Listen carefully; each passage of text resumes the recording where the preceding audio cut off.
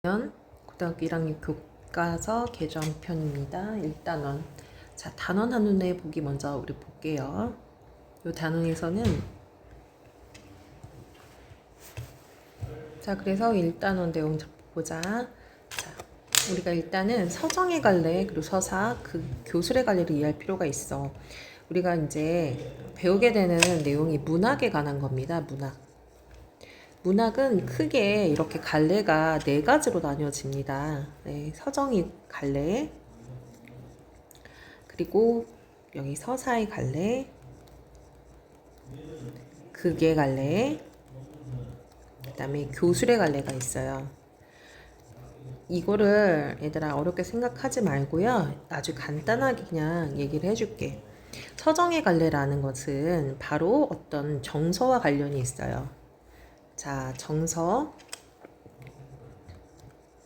감정을 다루는 작품이 되는 거예요. 그러면 그것이 가장 함축적이면서도 가장 집약적인 것은 어떤 게 있을까요? 그렇지, 시가 그렇겠죠. 그래서 우리가 시를 서정의 문학, 서정의 갈래라고 얘기하는 거야. 자, 그러면 서사의 갈래가 되는 게 뭐가 있을까? 서사는요, 서사적이라는 말 자체가 시간의 흐름으로 이야기가 구성이 되는 거야. 줄글의 형태로. 이해가니? 그러면 뭐가 있어, 얘들아? 소설이 있지요. 그러면 극의 갈래는 뭡니까? 그쵸. 우리가 뭐 하기 위한 거죠? 네, 희곡이나 이런 것처럼 연기를 하기 위한 시나리오 이런 것들을 우리가 극의 갈래다라고 합니다. 자, 그럼 교술의 갈래는 뭐냐면 교술은요. 자, 생각과 작가의 뭐가 들어가냐면 경험, 그리고 그거에 따른 느낌이 들어가요. 그러면 대표적인 게 뭐가 있을까? 네, 우리 흔히 알고 있는 수필 있죠. 그리고 기행문 같은 거. 그리고 편지도 우리가 교술의 갈래라고도 보는 거예요. 이런 것들이 있어요. 자, 조금 구별해서 여러분이 이해하실 필요가 있는데 교술의 갈래는 작가의 경험이 주가 된다라는 거고요. 자, 위에 나와 있는 시나 소설이나 시나리오 이런 거는요, 작가의 경험이 중요한 게 아니고요. 뭐 한 거죠? 작가가 선정한 허구적인 인물이 작가의 그 마음을, 그리고 주제를 서술자나, 그죠? 화자를 내세워서 전달을 하는 거예요. 그래서 이게 분명히 다릅니다. 서정갈래, 서사갈래, 극의갈래는요, 허구적인 인물이 나온다면 교술갈래는요, 작가의 경험이 잘 나와 있다라는 얘기입니다. 자, 그럼 여기서 한 번 질문, 얘들아, 그러면 작가가 선정한 말하는 일을 우리는 화자나 서술자라고 하거든요. 근데 그게 갈래 시나리오나 희곡에서는 직접 등장인물이 직접 대사를 하고 행동을 하잖아요. 그래서 여기는 따로 서술자가 들어가지 않아요. 근데 소설에서는요, 말하는 이가 있거든요. 그것을 우리는 서술자라고 합니다. 그러면 시에서 말하는 이 누구다? 화자라고 합니다. 꼭 기억을 해주세요. 자, 그럼 보겠습니다. 서정의 갈래 다시 한번 보아. 글의 종류가 뭐죠? 네, 시 같은 걸 얘기하는 거죠. 네. 그리고 서사의 갈래는 뭐다? 소설을 얘기한다. 우리 이제 본문에서 배울 거야. 극의 갈래는 뭐죠? 네, 극을 위한 대본 같은 거죠. 교술의 갈래는 글쓴이의 느낀 점을 가지고 그 깨달음에 관련된 것입니다. 자, 그럼 내용 한번 들어가 보겠습니다. 다시 한번 볼게요. 서정의 갈래는 마음속에 떠오르는 생각이나 느낌을 어떻게 표현하죠? 함축적으로. 함축이라는 것은 이렇게 길게 들여서 표현하는 게 아니라 어떤 비유나 상징을 통해서 최대한 집약해서 줄여서 표현하는 거거든요. 그걸 함축적이라고 하는 거예요. 자, 엄마의 사랑이 넓어요. 엄마의 사랑이 너무 넓어. 근데 엄마의 사랑이 넓은데 얘를 가지고 자세하게 길게 얘기하는 게 아니라 우리 뭐에 빗대서 얘기할 수 있죠? 네, 바다에 빗대서 얘기할 수 있잖아요. 이런 걸 우리가 함축적이라고 하는 거예요. 이해 갔죠? 자, 이렇게 서정의 갈래는 함축적으로 표현하는 문학 갈래고요. 시가 대표적이라고 했고요. 그리고 화자가 시에 대해 생각한 것을 얘기를 하죠. 그래서 화자라고 하고 시에 담긴 생각을 뭐라고 한다? 시상이라고 합니다. 화자는 자신과 대상을 둘러싼 시적 상황에 생겨난 정서, 그 정서, 느낌을 어떻게 표현하죠? 네, 운율감, 리듬감이 있는 언어로 드러내며 시의 생각을 전개합니다. 한편 시에서 이미지나 비유, 상징 등을 통해 화자의 어떤 정서, 느낌을 좀 더 잘 드러낸다라는 겁니다.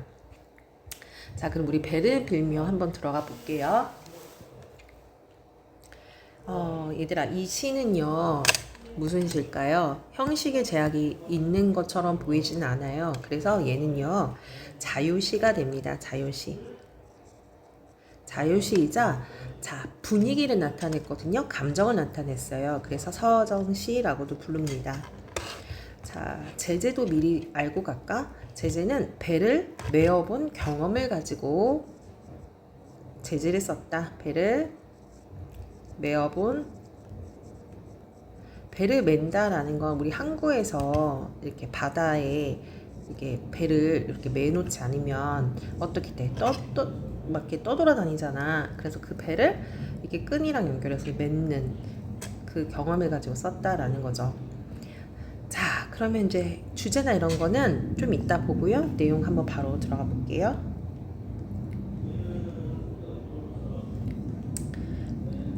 자, 제목, 우리가 시에서 항상 여러분이 아셔야 될 건 제목을 항상 확인을 해줘야 된다는 얘기예요. 제목이 뭐라고 돼 있니 얘들아? 배를 매며라고 했잖아. 제목을 왜 중요하다 보냐면 사실 그 제목 안에 주제나 그죠? 여기서 화자가 말하는 대상이 잘 드러나 있거든요. 자, 우리가 여기서 제일 중요하게 봐야 될 게 그거예요. 1번. 제목을 통해 우리가 이 시에서 화자가 말하고자 하는 대상이나 주제를 파악하는 방법이고요. 두 번째는 뭐냐? 화자가 이 시에 직접적으로 드러나 있나? 아니면 어떤 모습을 하고 있나? 그리고 세 번째, 화자는 도대체 무엇을 가지고 얘기를 하나? 화자가 말하는 대상을 알아봐야 된다. 네 번째, 화자가 누구에 대해서 얘기를 하고 뭐에 대해서 얘기하는 걸 통해서 이 시의 어떤 분위기를, 즉 정서를 뭐 해야 된다? 파악해야 한다라는 거야. 그 다음에 마지막 다섯 번째가 뭐죠? 표현 기법을 알아보는 거야. 표현 기법이라는 건 은율감이 어떻게 형성이 되었고 만약에 비유나 상징이나 이런 건 어떤 비유가 되어 있나 이런 걸 알아보는 거야. 이 다섯 가지를 항상 머릿속에 장착을 해두고 우리가 시를 접하는 거야. 왜냐하면 모의고사에서도요. 우리가 배우지 않는 작품들이 많이 나오거든. 그러면 당황하지 않고 내 머릿속에 장착된 대로만 분석을 해도 훨씬 더 여러분이 시 내용을 이해하기가 쉽습니다. 자, 그럼 다시 볼게요. 제목이 배를 매며입니다. 자, 배를 매는 행위가 이 시의 주제가 관련이 있겠죠. 아무 소리도 없이 말도 없이 등 뒤로 털썩. 자, 여기 가만 보니까요. 아무 소리가 없었대요. 예, 없었어 말도 없었어. 네, 저 뭐죠 얘들아? 뭐뭐도 없이 라는 말이 반복이 되네요. 자, 이렇게 반복이 되는 이유는 왜 그런 걸까? 반복은 무조건 시에서는요, 운율감 형성과 관계가 되어 있어요. 알겠죠? 등 뒤로 털썩 앉았대. 털썩 이거는 행동을 얘기하는 거죠. 얘를 다른 말로 뭐라고 합니까? 음성 상징어가 사용이 된 거죠. 자, 우리가 음성 상징어는요, 이미 중학교 때 여러분 배웠죠? 크게 두 가지로 해석이 됩니다. 뭐죠? 행동을 표현한 의태어가 있고요. 그리고 소리를 표현한 의성어가 있거든요. 그걸 합쳐서 우리는 음성 상징어라고 해요. 중학교 때는 얘를 구별해서 배웠을 거란 말이에요. 근데 고등학교 때는 합쳐서 음성 상징어다라고 하는 거야. 다시 음성 상징어의 의태어는 행동을 흉내내는 말이에요. 행동. 예를 들어서 호랑이가 어떻게 갑니까? 네, 그렇죠. 어슬렁 가잖아요. 그럼 의성어는 어떻다? 소리를 흉내내는 말이에요. 물방울이 어떻게 떨어져요? 네, 똑똑 떨어진다라고 하잖아요. 네, 합쳐서 음성 상징어입니다. 자, 그러면 아무 말 없이 털썩 앉았대요. 털썩 밧줄이 날아와서 나는 밧줄이 날아왔대요. 등 뒤로. 그래서 나는 여기서 화자가 나왔어. 화자가 누구죠? 네, 나라고 얘기하고 있네요. 자, 시에서 화자가요, 직접적으로 나왔어요. 어렵게 생각하지 마세요. 나라는 표현이 나온다거나 우리라고 한다면 얘는 시에서 말하는 이야, 화자야. 알겠죠? 밧줄이 등 뒤로 날아와서 나는 뛰어갔어요. 밧줄을 잡아다가 배를 맨다. 그 밧줄을 잡기 위해서 뛰어갔어. 여기서는 화자의 어떤 태도죠? 적극성을 볼 수 있지요. 그 다음에 배를 메었다라고 합니다. 자, 선생님이 미리 하나 스포를 해준다면요. 사실 이 시에서의 이 배를 매는 행위 자체가 뭐를 의미하냐라는 거야. 자, 미리 선생님이 스포해 주는 거예요. 얘들아, 우리가 사랑하는 사람하고 헤어져요. 그럼 배가 어떻게 됐니, 얘들아? 배가 떠났다라고 하자. 그죠? 배가 들어와. 그러면 거꾸로 뭐를 의미하는 거야? 배가 들어오다. 이별을 했어. 배 떠났다라는 표현을 하지. 이게 이별 같은 이미지야. 그러면 배가 들어오다라는 건 어떤 만남. 그치. 시작. 사랑의 시작. 인연을 의미하는 거야. 왜 옛날에 그런 노래 있었어. 남자는 뭐래? 얘들아. 배. 여자는 뭡니까? 항구. 네. 어떻죠? 남자들끼리 잘 이렇게 떠나잖아. 그죠? 네. 여자는 항상 남자를 기다리고요. 네. 그래서 배라는 이미지가 그런 거가 있는데 여기 잘 봐봐라. 우리가 이제 이렇게 이미지를 갖고 이 내용을 한번 보자고. 봤더니 배가 이게 밧줄이 배를 매는 밧줄이 등 뒤에서 갑자기 튀어나왔단 말이야. 그러면 밧줄 그 배를 나의 항구에 이렇게 맺을 수 있는 못등하게 맺을 수 있는 그런 밧줄을 꽁꽁 맺는 거잖아. 그러니까 어쩌면 내가 너와 맺는 인연을 상징한다라고 봐야 돼. 이해갔니? 밧줄이 내려와서 나는 그 배를 정착시키기 위해서 어떻게 했다? 적극적으로 뛰어간 거야. 그러니까 인연을 맺기 위해서. 마음에 들기 때문에. 그래서 어떻게 했다? 배를 아예 이번에는 메었어. 그러니까 누군가와 인연을 맺는 행위를 얘기하는 거야. 상상을 해야 된다, 얘들아.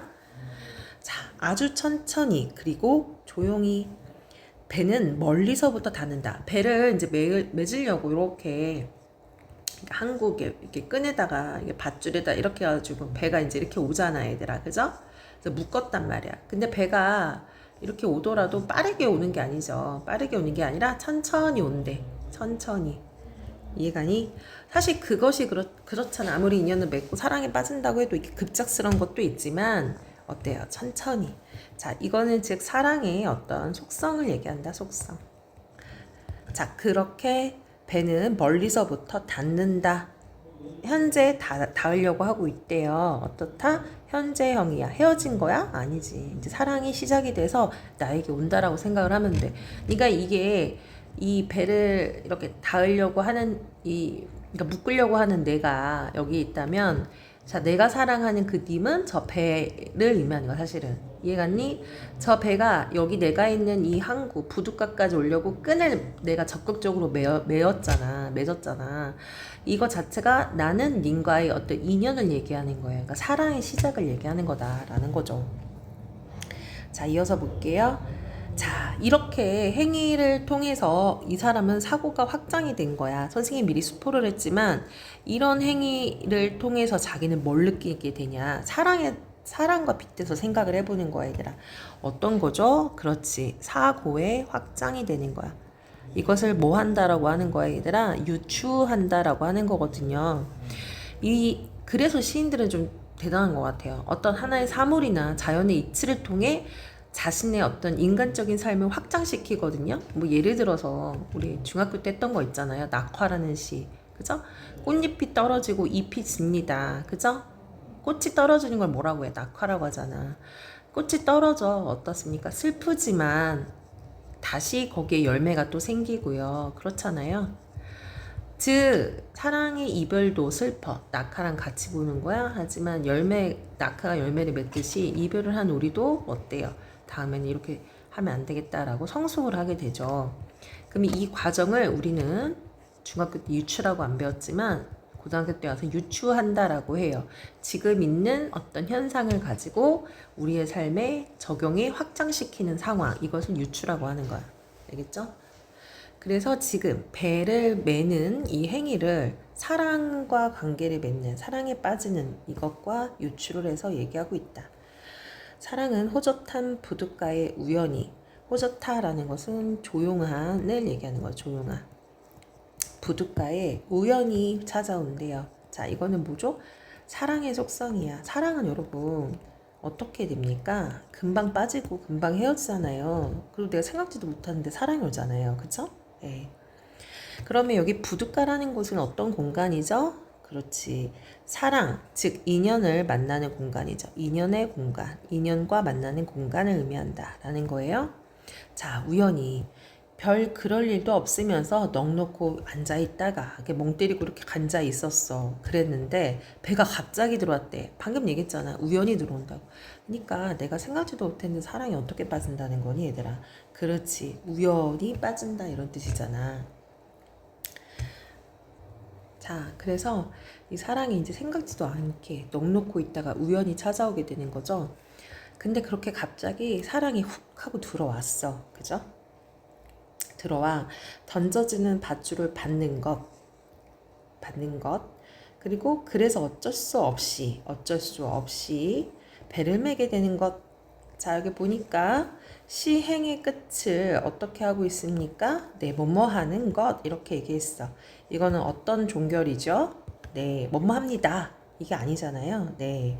자, 요런 종결 방식을 명사형 종결어미다라고 하는 거야. 예를 들어서 뭐뭐 기 이런 식으로 끝난다거나 뭐뭐함 이렇게 끝난다거나 아니면 말 그대로 이름으로 끝난다거나 이해 갔습니까? 명사형 종결어미를 사용하고 있는 거예요. 자, 왜 이렇게 한 거죠?